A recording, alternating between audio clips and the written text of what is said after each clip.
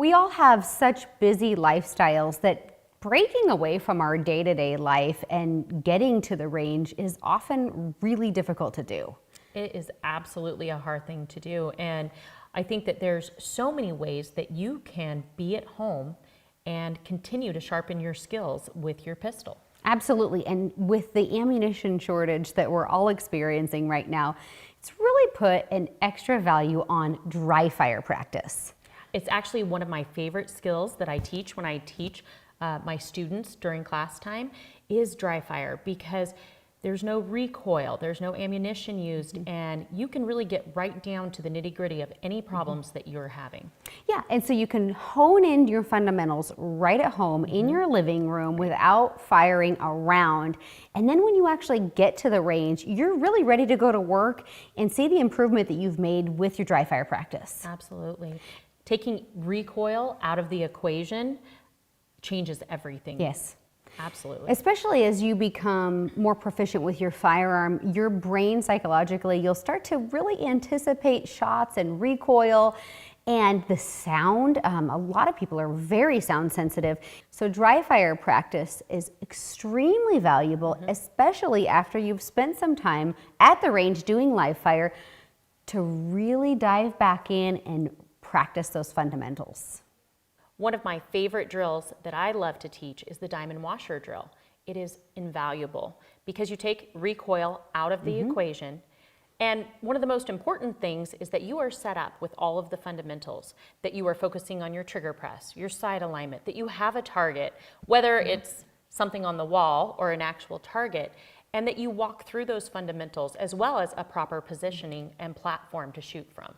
One of the things that I see a lot at the range as an instructor is that students, especially ones who are new to firearms, they will be pushing down. They'll anticipate that recoil.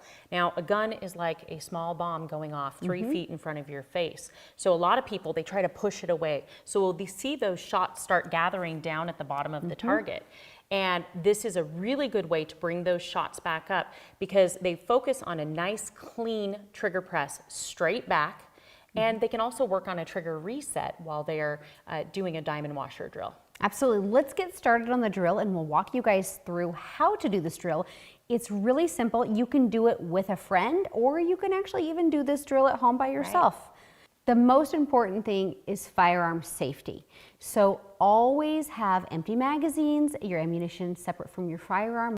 Make sure that your chamber is empty and your firearm is in an empty condition, keeping your firearm pointed in a safe direction in your home, always practicing knowing where your target is and what's beyond. The other thing you want to make sure is that there's absolutely no ammunition in the room, and that makes this a sterile environment and safe to depress the trigger.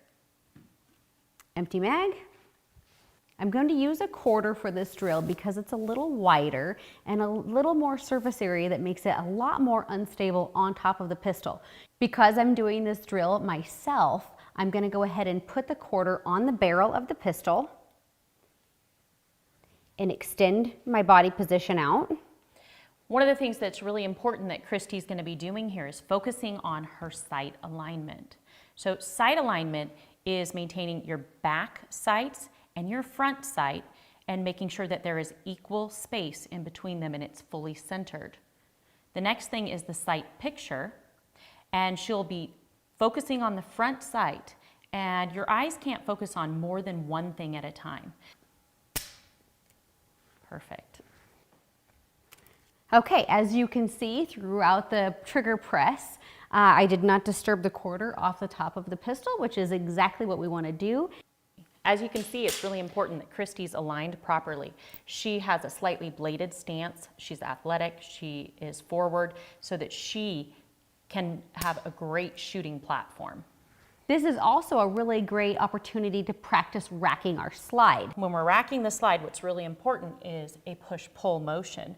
And so I will be pushing with my shooting hand, and I'm going to be pulling back, and I'm going to use my large muscle groups. So I'm going to bring it in close to my body because as women, typically we don't have the same strength that We men are not do. as strong out here as we are close to our body. Absolutely. So we bring it in. If we were ever in a self-defense situation, we lose our fine motor skills. So we bring it in, we use our large muscle groups. I'm taking my hands and I'm racking completely over because, you know, if I broke my thumb or any of my fingers, I can still rack a slide with 1 or 2 fingers. Absolutely. Even the top of your hands. And we're going to bring a push-pull. And I like to do a little bit of follow-through. And you can see that I hit my body and I bring it forward. And that way, for people who are new shooters, they're not riding the slide, which doesn't seat your cartridge properly. The other consideration to make too is the grip on the pistol. You want to make sure when you are racking a pistol, you're not grabbing it at the bottom of it. You want to focus on taking the thick part of the webbing of your thumb and running it all the way up and into the back strap of the pistol. That will allow you to take your 3 fingers, index them around the grip and your trigger finger and align it straight down along the side of the frame of the pistol, giving you a nice, strong and firm grip. You're going to have a lot more grip on the pistol if you hold it properly, which is going to make racking the slide and obviously shooting a lot easier. It's really as simple as meeting the fatty parts of your hands. If you come here, it should fit in like a puzzle piece. And there shouldn't be any gaps really in between the 2 of your thumbs. And this is the way to best manage recoil, because if we do have that looser grip, the gun can come back. And also, these are mechanical devices.